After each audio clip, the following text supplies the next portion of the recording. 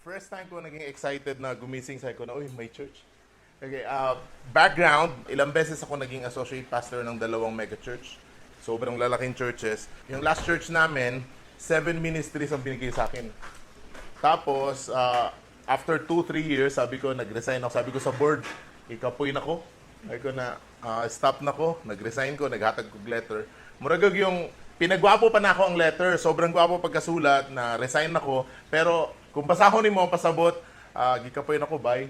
Hawa na ko. Muragana lang ba? Pero gipa, bulak-bulak lang ba? Na hawa na ko. Nihawa ako dayon sa church, kay gikapoy ko. Tapos sabi ko, din ako mag-ministry, kapoy na ko.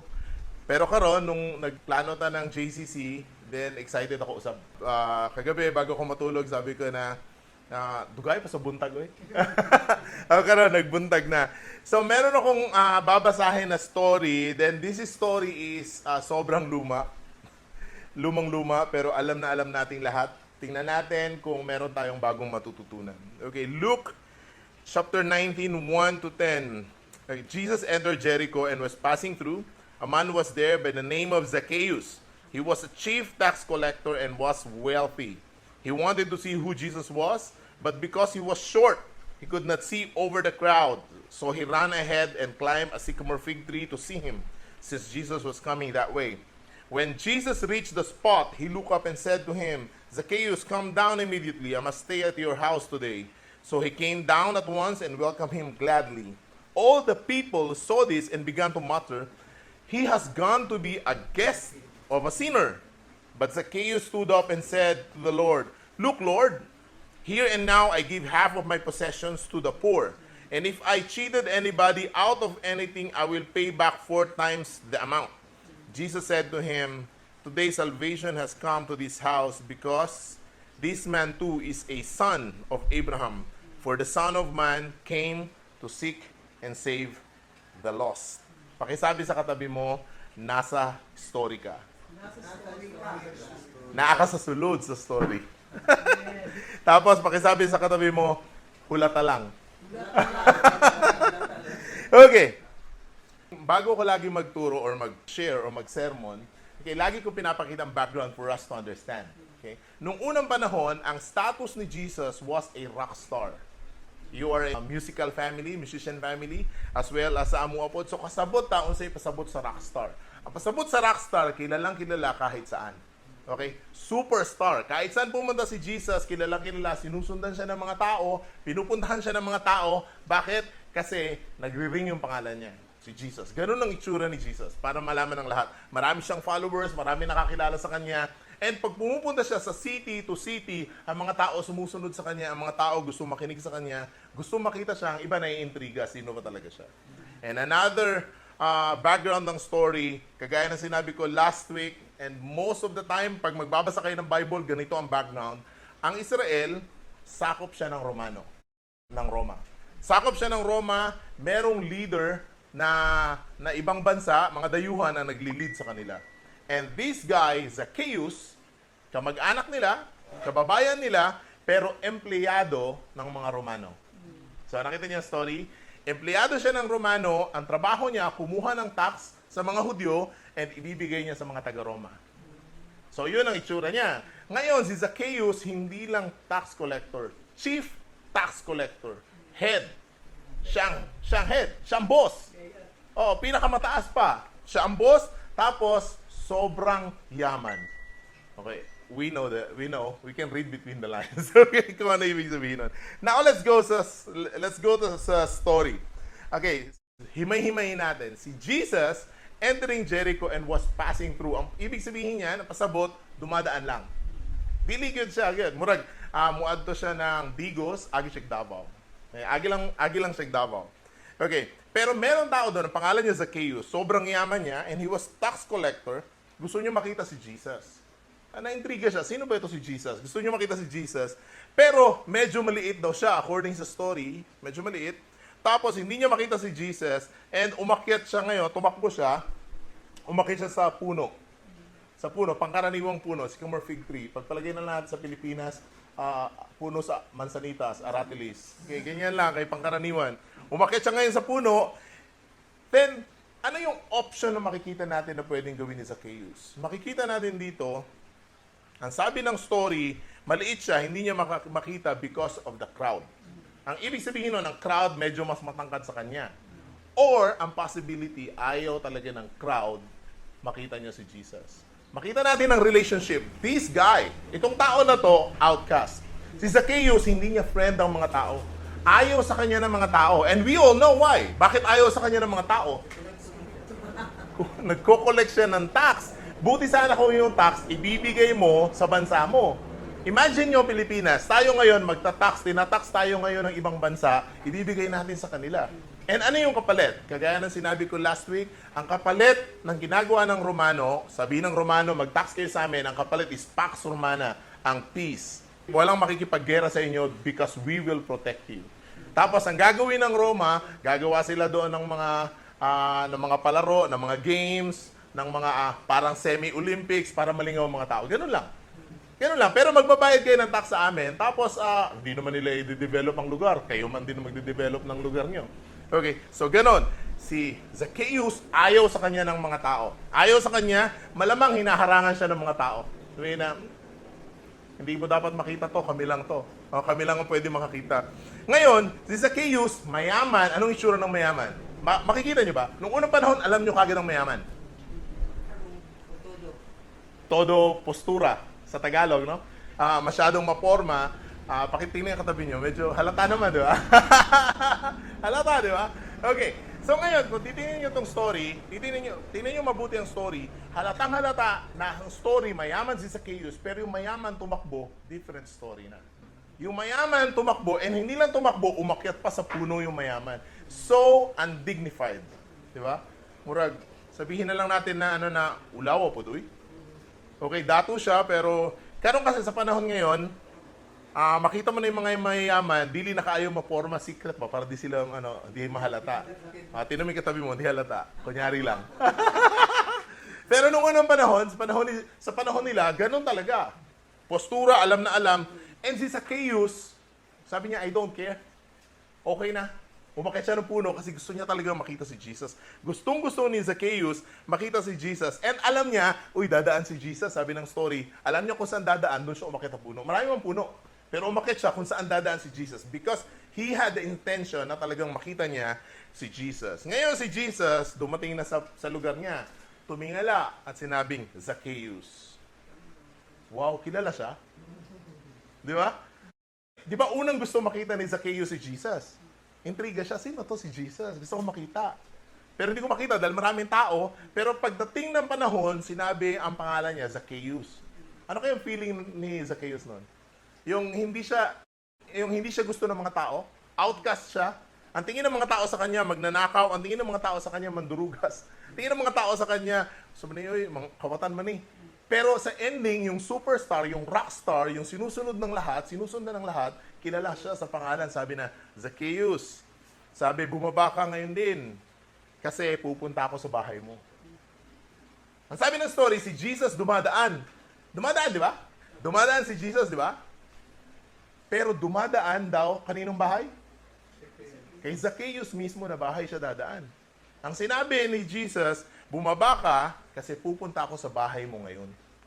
Mag-i-stay ako sa bahay mo. So bumaba siyang bigla, nagmamadali pa.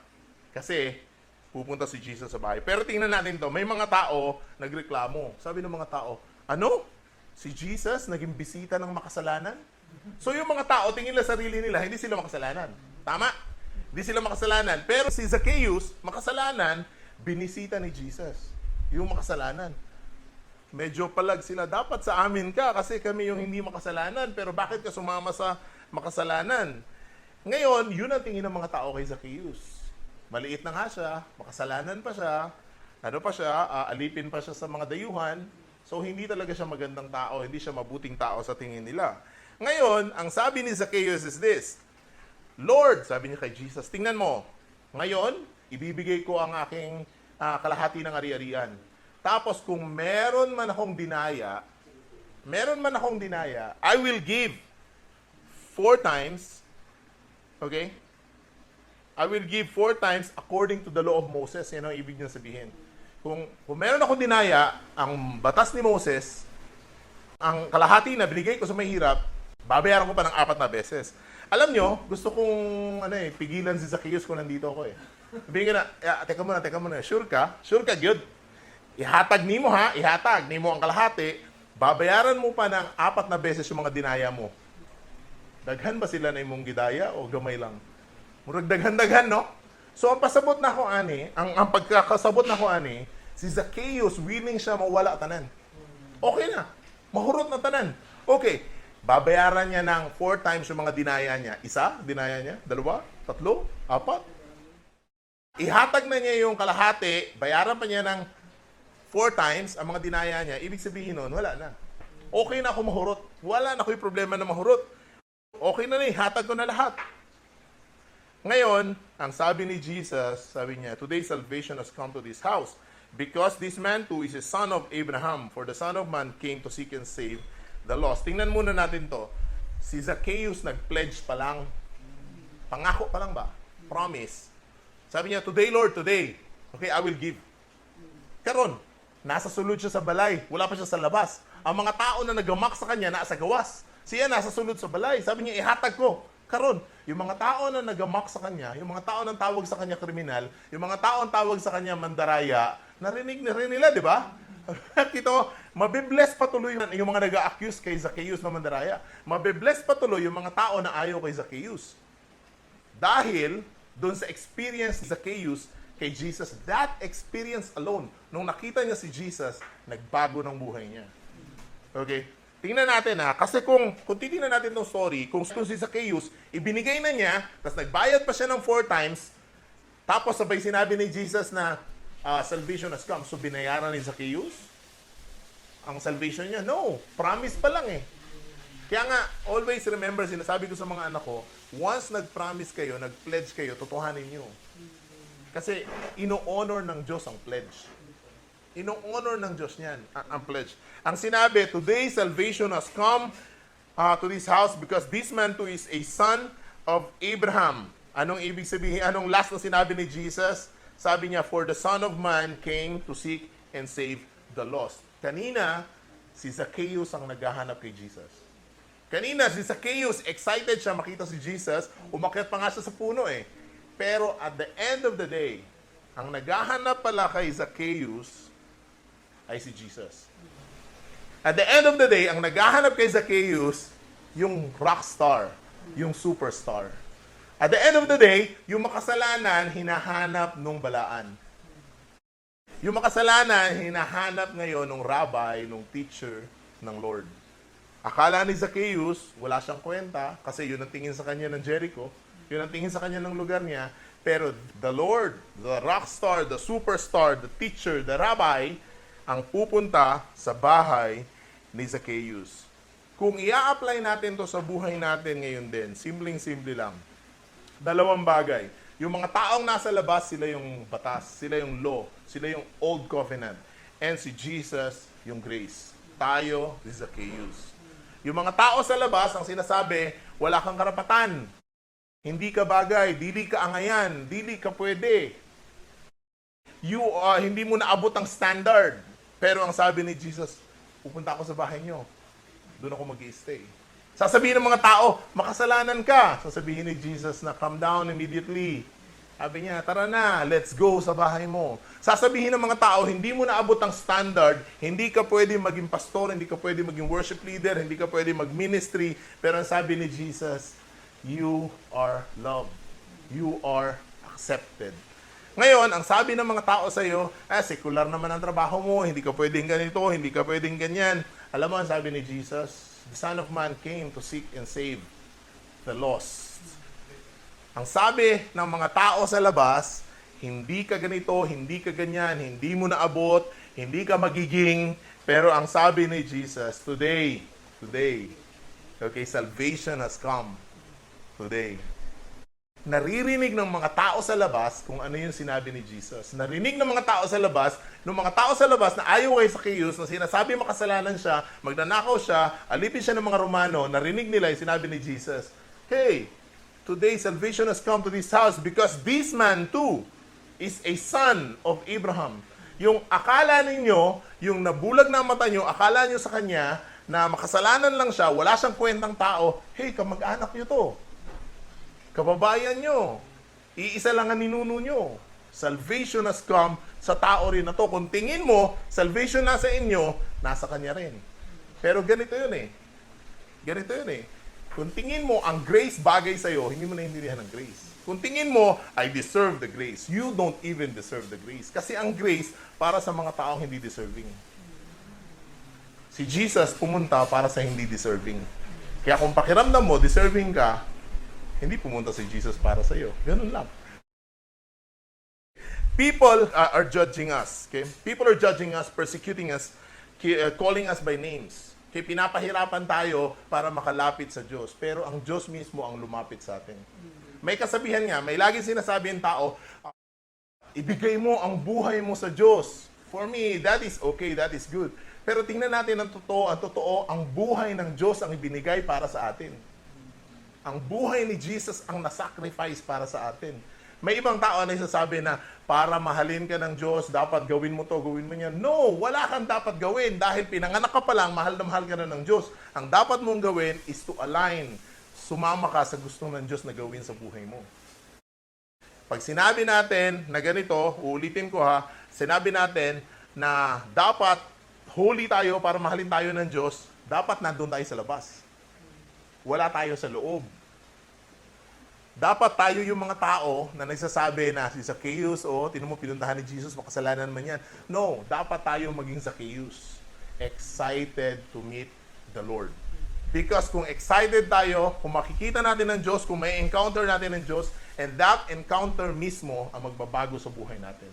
Yung encounter natin mismo sa Diyos ang mag-iiba ng ating perspective, ng ating worldview, na ang makasalanan, mahal na mahal na mahal ng Diyos. Ngayon, tingnan natin, according sa mga theologians, sa mga historians, nagbagong buhay ni Zacchaeus. Naging supporter siya ni Jesus. Okay? Isa siya sa mga naging ni Jesus, naging financial supporter ni Jesus. Nagbago ang buhay niya. I doubt na bumalik pa siya na nandaya. Pero sigurado ko, ganun pa rin ang buhay niya. Chief tax collector, pero I doubt na nandaya pa rin siya. Pero bakit nagbago ang buhay niya? Dahil sa mga tao na pinipilit siya magbago? Dahil sa mga tao sa labas na sinasabi nila, masama ka, dapat magbago ka. No, nagbagong buhay niya because of the encounter niya kay Jesus. Ang akala niya, siya ang naghahanap kay Jesus, pero siya pala ang hinahanap ni Jesus. Ang akala niya, siya mismo ang nangangailangan na makita si Jesus, pero si Jesus ang nangangailangan na makita siya. Ang akala niya, si Jesus dadaan lang sa Jericho. Yung pala, si Jesus dadaan sa Jericho para sa kanya. Ang akala niya, aakyat siya ng puno para makita niya si Jesus. Ngayon, nung nakaakyat na siya sa puno, si Jesus mismo, kilala siya. Sinabi, bumaba ka dyan, Zacchaeus, kasi doon ako tutuloy sa bahay mo. Guess what? Hindi sa bahay ng mga nagrereklamo. Hindi sa bahay ng mga nagsasabing holy sila. Hindi sa bahay na nagsasabing sinusunod nila ang batas ni Moises. Kundi dito sa taong makasalanan, inaamin niya mismo sa sarili niya na makasalanan siya, inaamin niya mismo na nandaya siya sa kapwa niya. Basic principle. Kung aaminin mo kung sino ka, mas mararamdaman mo, mas matitikman mo ang tamis ng grace. If you say that you cannot do anything, then you will meet grace sa sitwasyon na yun. Kapag ka nasa sitwasyon ka ngayon na hindi mo na kaya, hirap ka na, when you say, I cannot do it, may experience mo ang grace. Pero kung pilit mo pa rin nilalabanan, I can do this, I can do this, I can do this alone, I'm the best, I can do this, hindi mo mararamdaman ng grace. Pero pag sinabi mong, Lord, suko na ako, hindi ko na kaya. Ang kagandahan, kung magbabasa ka ng Psalms, makikita mo yung mga tao kung paano sila makipag-deal sa Diyos. God can handle your words. Ibig sabihin nun, kaya ng Diyos kung ano ang sasabihin mo sa Kanya. Hindi yung parang sasabihin mo lahat maganda. Pwede mo sabihin sa Diyos, God, I'm dying. Hindi ko na to kaya. And grace will meet you there. Sasabihin sa iyo ng grace, no, you're not. You're okay. Sabihin mo na, oh God, hindi ko na kaya to. Sobrang hirap na ako. Alam mo sabihin ng grace, you are not created to be like that. You are okay. Pag sinabi mo na, hindi ko na kaya, inaapi na ako ng lahat, ginajudge na ako ng lahat, alam mo sabihin ng grace sa'yo, let's go to your house. For the Son of Man came to seek and save not them, but the lost. You. Pag sinabi mo sa Diyos na, oh God, ano ba itong experience ko? Hirap na ako. Sabihin sa iyo ng grace na, get out of the situation. I can help you. Umalis ka dyan. Na-trap na ako dito. Oh God, trap na ako dito. Sabihin sa iyo ng Diyos na, umalis ka dyan. You can do better than that. Pwedeng mabago ang sitwasyon mo. Because grace is para dun sa mga tao na nag-a-accept na hindi nila kaya. Ang grace ay mas matamis para sa mga tao na nararamdaman nila o nararanasan nila na hindi nila kaya. Mas may experience mo ang grace kapag hindi mo kaya. Pero kung kaya mo, merong grace pero hindi mo ramdam. Pero kung sabihin mo na, kagaya ko ni Zacchaeus, outcast, hindi ako gusto ng mga tao, sobrang dami kong pera, pero wala akong kaibigan, ayaw nila sa akin, grace will be there. And iko-comfort ka saying, you are okay. You are loved. Ang cellphone ko open, always. Kahit gabi, 24 hours, or madaling araw. Tapos, if you need, you text. If you need me, you text. Kung will ng Diyos na mabasa ko, mababasa ko. Kahit madaling araw. You text or you call. So, as a pastor, yun ang tumatak sa puso ko, ganun ang pastor. So, if you need me, you know my messenger, open ang cellphone ko lagi, and text me, PM me, and kahit madaling araw, kung will ng Diyos, na mabasa ko, mababasa ko sa oras na yan. So, maraming salamat. And, so, ganun yung ating buhay. Sa buhay natin, yung malasakit sa kapwa. Maraming salamat po. Yun po ang ating message for today. Okay. Okay. So, let's pray. God, thank you. And salamat sa word, salamat sa story. And may we say yes to your invitation that you will come sa amin. And may our experience of encountering you change us, make us a better person, and may we accept your grace. May we accept that we cannot do it, so ang grace mas matamis. Kagaya ni Zacchaeus, binago ng encounter, baguhin mo kami for the better para maging magamit mo sa iyong kingdom. Napakasarap magpuri sa iyo, napakasarap maglingkod sa iyo. Ikaw ang Diyos, ikaw ang aming pinasasalamatan. Bless us para maging blessing kami sa iba. And bigyan mo kami ng love, joy, peace para maramdaman namin ang kingdom. And bigyan nyo rin kami ng mga blessings na hindi kayang bilhin ng pera. Yung mga blessings na spiritual blessings, yung mga blessings na health na hindi kayang bilhin ng pera. Ikaw ang nagbibigay ng lahat. Yeah. We acknowledge that you're the source of everything. In Jesus' name we pray. Amen.